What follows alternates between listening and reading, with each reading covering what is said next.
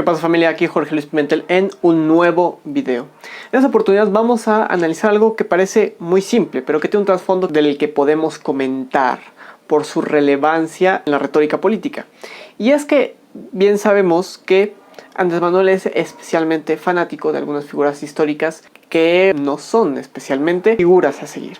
Caso es el de Benito Juárez, que no dista mucho con el antagónico favorito de Andrés Manuel, que es Porfirio Díaz, un político que a ultranza de su retórica ideológica se perpetuó en el poder. Es curioso porque especialmente entre los sectores, vamos a decirlo así, conservadores, Porfirio Díaz también es una figura reconocida, a pesar de que formó parte también todo el movimiento liberal del siglo XIX, que hizo parte del cercenamiento del México de esta época. Y es que Porfirio Díaz al final transigió con las instituciones de la época para poder ganarse su favor y así mantenerse en el poder. Más por esto que por mérito propio es que puede reconocérsele determinadas cosas que con la iglesia, con la economía y con la institucionalización en general de México fue que hizo bien. Sin embargo, bueno, pues su retórica y su perpetuación en el poder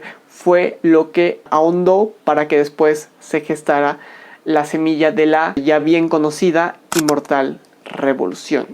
Pues estos elementos, que son meramente históricos en la cronología mexicana, son importantes, porque siembran una retórica política que en principio parecería que desprende a los políticos, estos simplones que a lo mejor vienen de quién sabe dónde, y los ensalzan en una retórica histórica, es decir, Morena deja de ser Morena y por eso se convierte en la cuarta transformación. Entonces ya no es una labor simplemente caprichosa de determinadas personas, sino que es una reivindicación histórica que viene a ser parte de la narrativa del México contemporáneo.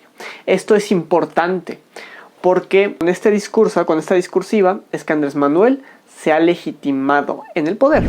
Ahora bien, no es cierto que su cambio de régimen sea realmente un cambio de régimen, valga la expresión, sino que simplemente es otro episodio más de las consecuentes fallidas administraciones sexenales de la República. No hemos visto un cambio realmente de las instituciones de la revolución. En buena medida yo siempre he sostenido que seguimos viviendo en el México postrevolucionario y de ahí no hemos transitado, porque seguimos con las mismas instituciones, los partidos siguen manteniendo una misma línea ideológica política. Muchos de los partidos que tenemos actualmente nacieron precisamente en la gesta de la revolución o en la postrevolución, o son escisiones que vienen directamente de algunos de los partidos que sí vienen de ahí. Morena es un claro ejemplo de esto. Sin embargo, pues claramente para ganarse esta legitimidad, como bien hemos apuntado antes, es que vemos episodios como el siguiente, viendo a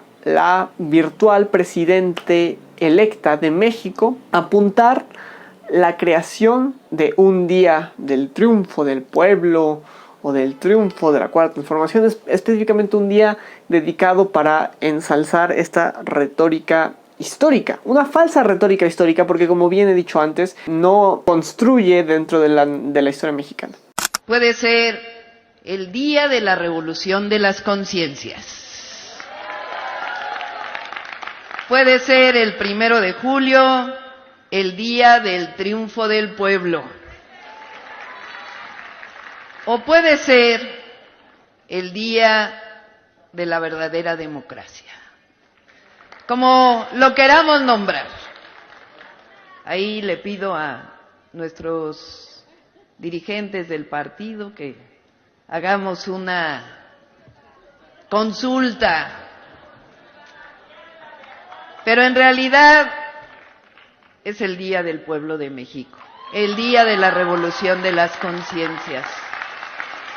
Ese día triunfó no solo Andrés Manuel López Obrador, sino triunfó un movimiento que luchó por décadas, histórico, y que dio ese triunfo a nuestro pueblo. Fue un momento en donde el pueblo de México dijo basta. Basta al viejo régimen neoliberal. Lo único que se va a recordar en la historia del proceso electoral del 2018 o de este año, del 2024, es como una especie de crónica de la decadente narrativa de la partidocracia mexicana. Es decir, se va a analizar estos periodos como el declive de esa narrativa, que eventualmente sucederá. Pero no ocurre así con decir, pues es que a partir del 2018 hay objetivamente una nueva etapa de la política mexicana. No, las instituciones son las mismas, los problemas son los mismos, la forma de hacer política es la misma. Lo único que podemos rescatar de este acontecimiento, si podemos decirlo así, es que Claudia Sheinbaum pareciera que tiene claro, o si no lo tiene, y goza de una especie de suerte, porque es la narrativa que planteó el presidente, una narrativa que es una reivindicación histórica. Y hay dos formas de hacer reivindicaciones históricas que nos pueden resultar interesantes. A lo mejor habría más, pero vamos a analizar dos casos que yo creo que vienen a cuenta. Y es que la primera es la que sucede ahorita con Claudia Sheinbaum y en general con Andrés Manuel y en general con Morena desde que vino al poder en 2018. Y es que hay un ensalzamiento de la figura de la actual administración amparada en la historia, a pesar de que ni siquiera para los términos del cancerígeno liberalismo del siglo XIX, ni el de la revolución, ni siquiera del México contemporáneo hay un cambio de paradigma histórico real en la actual administración, pero amparándose con estos discursos es que se dan legitimidad. Entonces, no vayan a querer de pronto, además de dedicar un día especial a la Cuarta Transformación, a lo mejor también ahora que tienen la posibilidad de hacer y deshacer con las instituciones, la SEP, una de ellas, todo lo que quieran, pues dedicar capítulos completos de la historiografía mexicana dedicadas a ensalzar la actual administración. Entonces, se adoctrina a todas las personas en que ya no solo estamos viviendo uno más de los periodos presidenciales, sino que estamos viviendo el periodo presidencial, o que vivimos el periodo presidencial y que vamos a continuarlo con otro de los periodos presidenciales, no cualquier periodo, sino uno de los periodos importantes, a pesar de que las instituciones, los problemas y todo no haya cambiado. La segunda, y que nos puede resultar la segunda forma de entender estas narrativas históricas que pueden servir en la política y que nos pueden ayudar para desarraigar el sentido de pertenencia para con Morena, es precisamente reconocer los episodios históricos de México para plantear una agenda que sean importantes para la identidad mexicana y poder así también generar un sentido de pertenencia que pueda realmente no rivalizar, porque no estamos reaccionando o no queremos reaccionar al oficialismo, a Morena, sino para plantear una alternativa real al planteamiento que ellos hacen. Por poner un ejemplo, y aquí voy a aprovechar para meterles el comercial. Y es que en Trigarantes, por ejemplo, lo que hacemos es traer a cuentas la identidad fundadora de México, no por cualquier motivo, no para decirnos que nosotros, por ejemplo en Trigarantes, en la plataforma, somos los verdaderos protectores de la identidad fundacional de México. No, sino por otro motivo, por una cuestión real.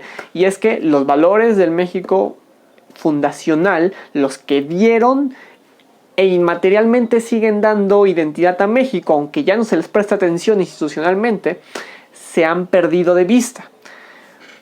Pareciera ser que cuando realmente retomemos los valores de la independencia, la religión y la unión en su debida medida, vamos a poder reestructurar México. Porque esto es lo que somos. Y es con esto que vamos a poder darle un sentido a nuestro apostolado político.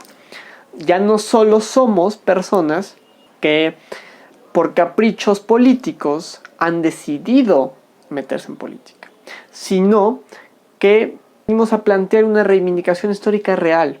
Entonces, las dos formas de hacer este tipo de reivindicaciones históricas van en ese tipo de caminos. La primera simplemente es para ensalzar al gobierno en turno, que cuando oí esta declaración de Claudia Sheinbaum, pues uno no puede evitar pensar en los regímenes autoritarios, ¿no? Aunque esté desgastada esta concepción de los regímenes autoritarios y que ya de pronto a nadie le da miedo que comparen a Andrés Manuel con Nicolás Maduro o con Hugo Chávez, porque tal vez no se parecen del todo, a pesar de que vienen de una misma retórica ideológica, que son igual de dañinas, pero estructuralmente a lo mejor cabría hacer más distinciones, más matices, que claramente hacen que no sean iguales, aunque son a la larga igual de dañinos, ¿no? Pero no deja de recordar este tipo de egocentrismo, retóricas que usan países que a lo mejor ya no comunistas económicamente, como es el caso de China, pero sí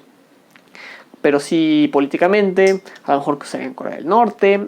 Y reitero, no estamos y seguramente no vamos a estar en el contexto político de estos países, pero el capricho egoísta para ensalzarse ellos mismos sin una legitimidad histórica real, que todo lo contrario, que usan todos estos elementos historicistas para darse legitimidad, no porque tengan legitimidad en usar esos elementos históricos, es por el cual resulta apabullante, ¿no? Podemos tener, por un lado, una austeridad económica, que eso es totalmente mentira, porque Andrés Manuel sí podrá no haber gastado dinero en determinadas instituciones, pero sí habérselo dedicado a sus caprichos políticos especialmente.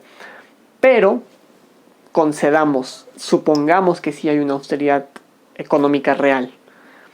No quiero decir austeridad republicana, porque la austeridad no es intrínseca de la república. Supongamos que sí hay una austeridad. Ok, digamos, bueno, tenemos un gobierno austero, a la par que tenemos un gobierno egocéntrico, ¿no?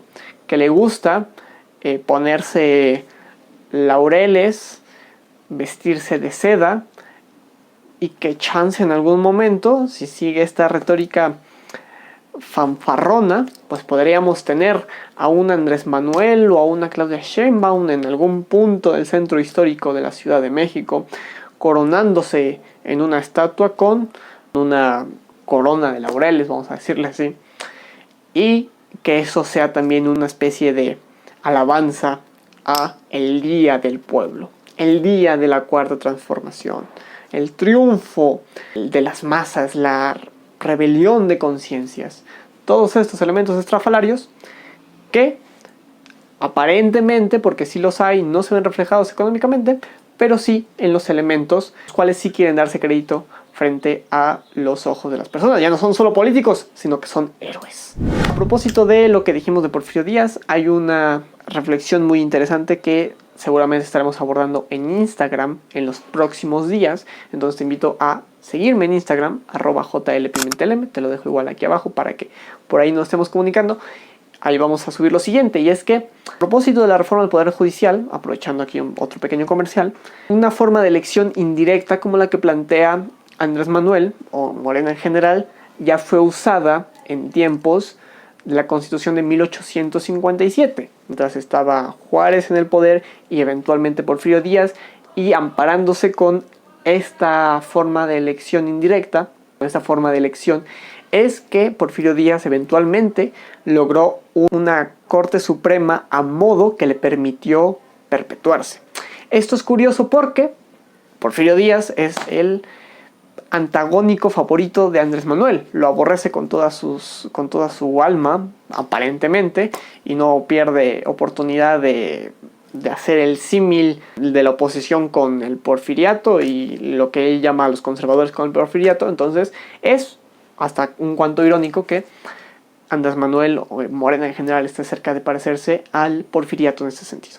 Entonces por allá nos vemos para ver este tipo de análisis, y cualquier comentario lo recibo con gusto. Nos estamos viendo. Muchas gracias por ver.